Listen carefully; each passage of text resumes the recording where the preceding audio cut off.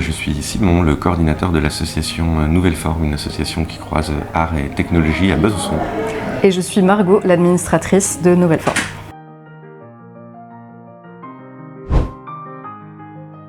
Alors notre projet il repose sur ce petit circuit imprimé qui s'appelle Playtronica, sur lequel on branche des trucs conducteurs et qui permet au public, juste avec un contact d'une pomme de terre ou d'une carotte, ou de ce qu'on veut, de déclencher un son. On peut l'utiliser pour de la création musicale, mais on peut aussi, le projet repose là-dessus, il s'appelle Poetica, récolter des souvenirs des personnes qu'on peut assigner justement ensuite à ces éléments. Donc ces éléments sont des éléments vraiment du quotidien qu'on voit tous les jours, et puis qui évoquent aussi des souvenirs des vies passées ou encore bien sûr en cours. Et puis après du coup on cartographie comme avec des partitions, avec des cartes, avec des légumes ou des objets pour recréer un souvenir ou alors un texte qui est déjà existant. Et l'idée c'est de pouvoir concilier à la fois les souvenirs, les paroles avec de la musique.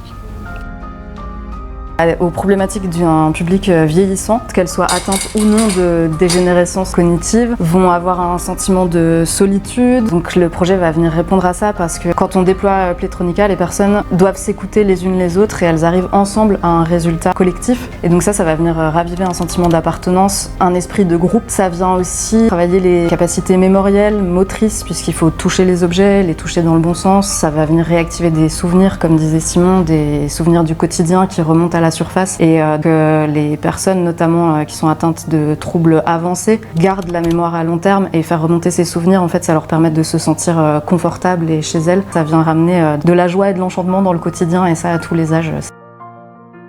Ce dispositif, on l'utilise déjà avec de nombreux types de publics. Et là, l'idée, c'est vraiment d'écrire un versant qui est vraiment pour les seniors avec des objets qui sont vraiment très spécifiques. L'idée, c'est aussi de pouvoir déployer ce dispositif à la maison, donc directement chez les gens. C'est aussi de faire une banque de sons à travers des textes qui sont déjà écrits, où le public n'est pas forcément, lui, obligé de dire quelque chose, mais il peut recréer quelque chose. Donc là, on est plutôt sur des phases d'écriture, et puis on va intervenir dans des EHPAD en Haute-Saône au mois de juin. Donc c'est d'être prêt, d'avoir quelque chose d'optimum à ce moment-là, travailler aussi avec des chercheurs sur les retours qu'on a eu.